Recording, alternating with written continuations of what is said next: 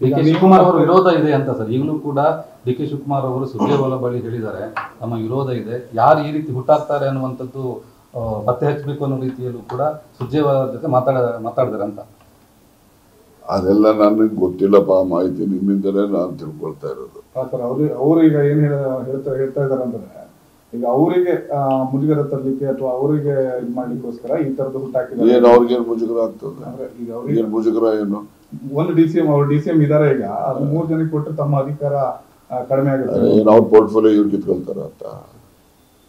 ಯಾರ ಅಧಿಕಾರ ಯಾರು ಕಿತ್ಕೊಳಕ್ ಆಗೋದಿಲ್ಲ.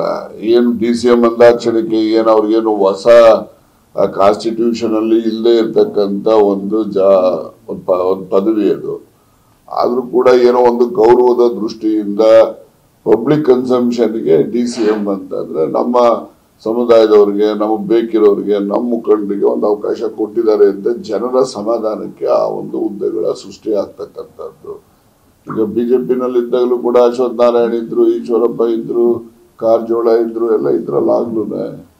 ಅದರಿಂದ ಅವ್ರಿಗೇನು ಹೊಸ ಸಂವಿಧಾನಬದ್ಧವಾದಂತಹ ಅಧಿಕಾರ ಏನು ಇರೋದಿಲ್ಲ. ನಾವು ಮಾಡ್ಕೊಳ್ತಕ್ಕಂಥದ್ದು ನಮ್ಮ ಅನುಕೂಲಕ್ಕೆ ತಕ್ಕಂತೆ ಅಷ್ಟೇ. ಡಿ.ಕೆ ಶಿವಕುಮಾರ್ ಅವರು ವಿರೋಧ ಇದೆ ಅಂತ ಸರ್. ಈಗಲೂ ಕೂಡ ಡಿ.ಕೆ ಶಿವಕುಮಾರ್ ಅವರು ಸುರ್ಜೇವಾಲಾ ಬಳಿ ಹೇಳಿದ್ದಾರೆ ನಮ್ಮ ವಿರೋಧ ಇದೆ, ಯಾರು ಈ ರೀತಿ ಹುಟ್ಟಾಕ್ತಾರೆ ಅನ್ನುವಂಥದ್ದು ಪತ್ತೆ ಹಚ್ಚಬೇಕು ಅನ್ನೋ ರೀತಿಯಲ್ಲೂ ಕೂಡ ಸುರ್ಜೇವಾಲಾ ಜೊತೆ ಮಾತಾಡಿದಾರೆ ಅಂತ.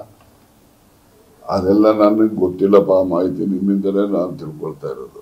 ಸರ್ ಅವರು ಈಗ ಏನ್ ಹೇಳ್ತಾ ಇದಾರೆ ಅಂದ್ರೆ, ಈಗ ಅವರಿಗೆ ಮುಜುಗರ ತರಲಿಕ್ಕೆ ಅಥವಾ ಅವರಿಗೆ ಇದು ಮಾಡ್ಲಿಕ್ಕೋಸ್ಕರ ಈ ತರದ್ದು ಹುಟ್ಟಾಕಿದ್ದಾರೆ. ಏನು ಅವ್ರಿಗೇನು ಮುಜುಗರ ಆಗ್ತದೆ? ಈಗ ಅವ್ರಿಗೆ ಮುಜುಗರ ಏನು? ಒಂದು ಡಿ.ಸಿ.ಎಂ ಇದಾರೆ, ಈಗ ಅದು 3 ಜನಕ್ಕೆ ಕೊಟ್ಟರೆ ತಮ್ಮ ಅಧಿಕಾರ ಕಡಿಮೆ ಆಗುತ್ತೆ. ಏನು ಅವ್ರ ಪೋರ್ಟ್ಫೋಲಿಯೋ ಇವ್ರು ಕಿತ್ಕೊಳ್ತಾರ ಅಂತ? ಯಾರ ಅಧಿಕಾರ ಯಾರು ಕಿತ್ಕೊಳಕ್ ಆಗೋದಿಲ್ಲ. ಏನು ಡಿ.ಸಿ.ಎಂ ಅಂದಾಕ್ಷಣಕ್ಕೆ ಏನು ಅವ್ರಿಗೇನು ಹೊಸ ಕಾನ್ಸ್ಟಿಟ್ಯೂಷನ್ ಅಲ್ಲಿ ಇಲ್ಲದೆ ಇರ್ತಕ್ಕಂಥ ಒಂದು ಪದವಿ ಅದು.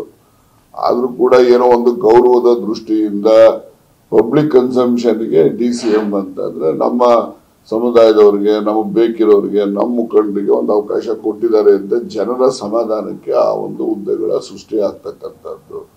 ಈಗ ಬಿಜೆಪಿನಲ್ಲಿ ಇದ್ದಾಗಲೂ ಕೂಡ ಅಶ್ವಥ್ ನಾರಾಯಣ ಇದ್ರು, ಈಶ್ವರಪ್ಪ ಇದ್ರು, ಕಾರಜೋಳ ಇದ್ರು, ಎಲ್ಲ ಇದ್ರಲ್ಲ ಆಗ್ಲೂನೆ. ಅದರಿಂದ ಅವ್ರಿಗೇನು ಹೊಸ ಸಂವಿಧಾನಬದ್ಧವಾದಂತಹ ಅಧಿಕಾರ ಏನು ಇರೋದಿಲ್ಲ. ನಾವು ಮಾಡ್ಕೊಳ್ತಕ್ಕಂಥದ್ದು ನಮ್ಮ ಅನುಕೂಲಕ್ಕೆ ತಕ್ಕಂತೆ ಅಷ್ಟೇ. ಡಿ.ಕೆ ಶಿವಕುಮಾರ್ ಅವರು ವಿರೋಧ ಇದೆ ಅಂತ ಸರ್. ಈಗಲೂ ಕೂಡ ಡಿ.ಕೆ ಶಿವಕುಮಾರ್ ಅವರು ಸುರ್ಜೇವಾಲಾ ಬಳಿ ಹೇಳಿದ್ದಾರೆ ನಮ್ಮ ವಿರೋಧ ಇದೆ, ಯಾರು ಈ ರೀತಿ ಹುಟ್ಟಾಕ್ತಾರೆ ಅನ್ನುವಂಥದ್ದು ಪತ್ತೆ ಹಚ್ಚಬೇಕು ಅನ್ನೋ ರೀತಿಯಲ್ಲೂ ಕೂಡ ಸುರ್ಜೇವಾಲಾ ಜೊತೆ ಮಾತಾಡಿದಾರೆ ಅಂತ. ಅದೆಲ್ಲ ನನಗೆ ಗೊತ್ತಿಲ್ಲಪ್ಪ, ಮಾಹಿತಿ ನಿಮ್ಮಿಂದಲೇ ನಾನು ತಿಳ್ಕೊಳ್ತಾ ಇರೋದು. ಸರ್ ಅವರು ಈಗ ಏನ್ ಹೇಳ್ತಾ ಇದಾರೆ ಅಂದ್ರೆ, ಈಗ ಅವರಿಗೆ ಮುಜುಗರ ತರಲಿಕ್ಕೆ ಅಥವಾ ಅವರಿಗೆ ಇದು ಮಾಡ್ಲಿಕ್ಕೋಸ್ಕರ ಈ ತರದ್ದು ಹುಟ್ಟಾಕಿದ್ದಾರೆ. ಏನು ಅವ್ರಿಗೇನು ಮುಜುಗರ ಆಗ್ತದೆ? ಈಗ ಅವ್ರಿಗೇನು ಮುಜುಗರ ಏನು? ಒಂದು ಡಿ.ಸಿ.ಎಂ ಇದಾರೆ, ಈಗ ಅದು 3 ಜನಕ್ಕೆ ಕೊಟ್ಟರೆ ತಮ್ಮ ಅಧಿಕಾರ ಕಡಿಮೆ ಆಗುತ್ತೆ. ಏನು ಅವ್ರ ಪೋರ್ಟ್ಫೋಲಿಯೋ ಇವ್ರು ಕಿತ್ಕೊಳ್ತಾರ ಅಂತ? ಯಾರ ಅಧಿಕಾರ ಯಾರು ಕಿತ್ಕೊಳಕ್ ಆಗೋದಿಲ್ಲ. ಏನು ಡಿ.ಸಿ.ಎಂ ಅಂದಾಕ್ಷಣಕ್ಕೆ ಏನು ಅವ್ರಿಗೇನು ಹೊಸ ಕಾನ್ಸ್ಟಿಟ್ಯೂಷನ್ ಅಲ್ಲಿ ಇಲ್ಲದೆ ಇರ್ತಕ್ಕಂಥ ಒಂದು ಪದವಿ ಅದು.